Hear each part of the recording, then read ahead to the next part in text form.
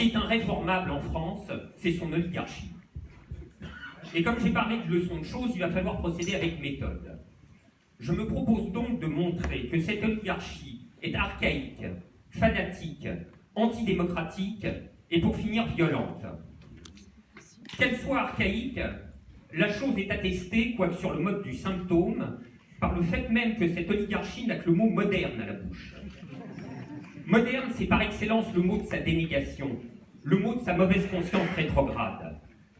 Les journalistes papillonnent énamourés autour d'Emmanuel Macron et répètent avec lui qu'il ne faut pas être archéo-keynésien. Mais ils sont tous paléolibéraux.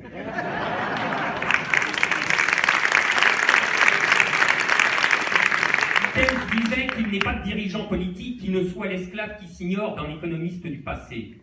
Hollande, Valls et Macron sont les esclaves qui s'ignorent d'une pensée morte. Morte 2 fois d'ailleurs. Une première fois dans les années 30 du siècle précédent, avec la Grande Dépression. Une deuxième fois aujourd'hui, car le croirez-vous, même le FMI et l'OCDE envisagent de débrancher le mort-vivant réanimé dans les années 80. Comme souvent les derniers suppôts d'une époque finissante, enragés d'être dépassés par leur temps, les archaïques sont aussi des fanatiques. Et d'un fanatisme tout à fait ironique. Un fanatisme de type stalinien. De même que le stalinisme soviétique estimait que son échec était imputable aux saboteurs, le stalinisme libéral considère que le sien est dû au fait qu'on n'est pas encore allé assez loin dans la déréglementation. Et ça fait 30 ans que ça dure. 30 ans de déréglementation en tout genre. Commerciale, financière, 30 ans de baisse du coût du travail, de démolition réglementaire dans le champ du droit social, et 30 ans d'échecs. Mais le propre des doctrinaires, même quand ils se disent pragmatiques, est qu'ils n'ont aucun souci de la réalité. Au vrai, on se pose parfois la question de savoir ce qu'il emporte chez eux du fanatisme ou de la simple bêtise.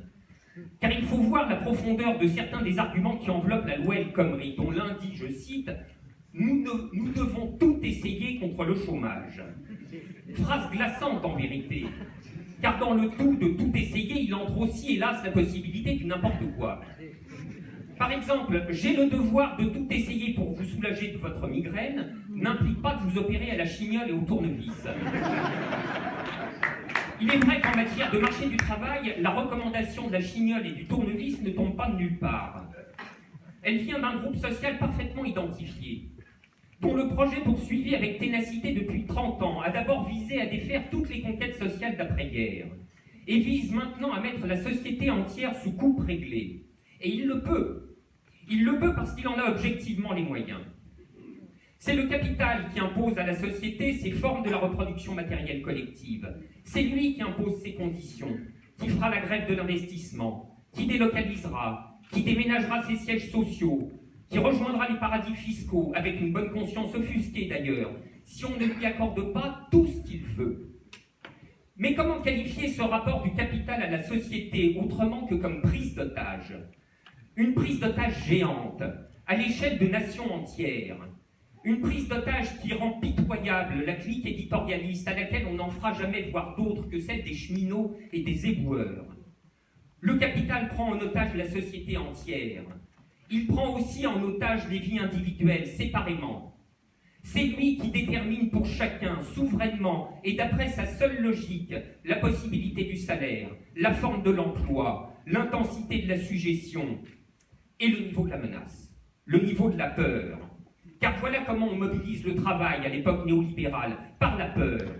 Et voilà pourquoi il faut impérativement démanteler ce qu'il reste de protection au salariat pour que le silence règne et que le pouvoir patronal souverain puisse s'exercer sans entrave. Un paradoxe offert à la sagacité des historiens du futur veut qu'un approfondissement sans précédent de ce monde ait été accompli par la chose qu'un mélange d'inertie intellectuelle, de paresse journalistique et de collusion idéologique persiste à nommer la gauche socialiste, ou parfois la social-démocratie. Il apparaît plutôt que ces sociodémocrates, qui n'ont plus rien ni de sociaux ni de démocrates, ont résolu de faire la politique du petit nombre contre le grand. Ils ne s'en cachent même plus d'ailleurs. Même le débat parlementaire avec une majorité godillot, c'est encore trop. Heureusement, le 49.3 est là pour faire ce qu'on veut. Contre le Parlement d'abord, mais surtout contre la population, qui aura exprimé par tous les moyens son refus de cette loi. Et ils se disent démocrates. En réalité, ces gens-là osent tout. Plus rien ne les arrête.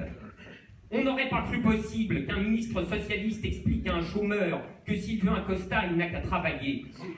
On n'aurait pas cru davantage possible que le même ose récupérer la commémoration philatélique du Front populaire, lui qui en est la négation en personne.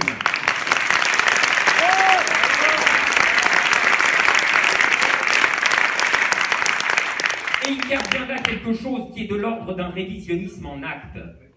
Monsieur Macron, inconscient de ses propres violences, violences économiques et violences symboliques, Monsieur Macron hurle à l'intolérable violence parce qu'il prend un œuf sur son costard. Il faut plutôt se réjouir qu'il reste dans ce pays des gens qui n'ont pas abandonné d'accorder de la valeur aux héritages historiques et qui ne sont pas décidés à les voir célébrés honteusement par leurs liquidateurs mêmes.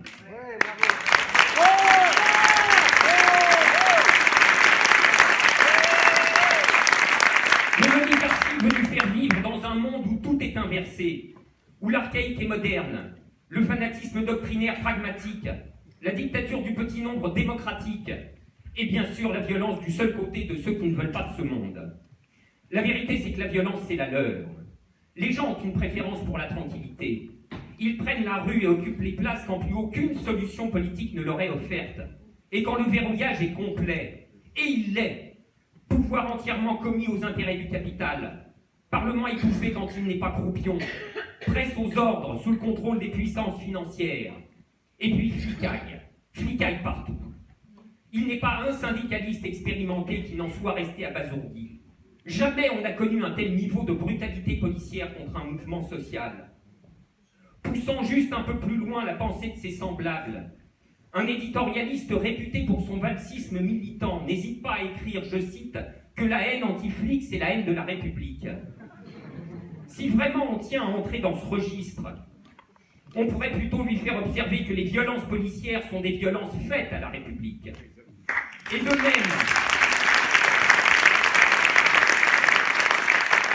les utilisations ouvertes de l'institution judiciaire à des fins d'intimidation politique, dont la dernière victime en date est Loïc Calitro, pilier de Nuit debout, et sans doute visé dans cette raison même. Il est vrai qu'une Nuit debout semble leur avoir fait très peur, comme font très peur au pouvoir claquemuré tous les mouvements de rébellion contre la dépossession politique, tous les mouvements de protestation contre la démocratie potemkine, en l'occurrence contre la dictature à bas bruit du néolibéralisme. En réalité, face à l'époque qui lui file entre les doigts, l'oligarchie n'a plus que la ressource d'aller puiser toujours plus loin des lambeaux d'arguments toujours plus ignobles. Radicalisation est ainsi devenu le signifiant fourre-tout permettant d'assimiler toute contestation politique au terrorisme, ni plus ni moins. L'infamie se joint au grotesque quand les consignes de sécurité de l'euro expliquent en substance qu'il ne faut pas introduire des bombes dans les stades, ni, je cite, tenir des propos politiques ou idéologiques dans leurs alentours.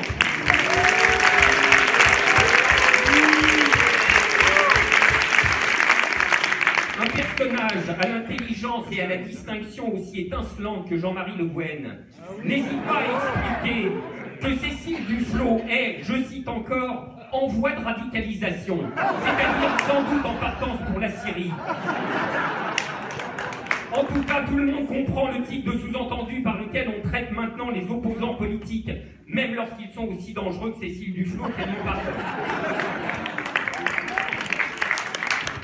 C'est donc tout un tableau qui est en train de se dessiner sous nos yeux. Le tableau d'une panique, le tableau d'une époque finissante et d'une oligarchie qui sent qu'elle va finir avec elle. Ce pouvoir a peur, un pouvoir qui laisse ainsi sa police cogner sans mesure et sa justice poursuivre sans justice, qui n'a plus à sa disposition que l'assimilation de toute opposition au terrorisme et que le chantage électoral au FN, par parenthèse une autre vraie prise d'otage.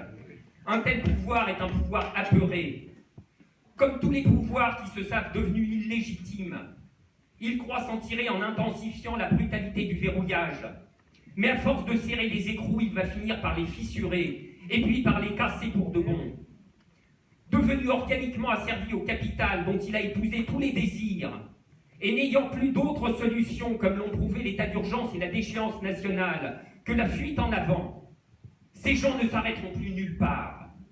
Ils ne s'arrêteront nulle part, sauf si nous les arrêtons.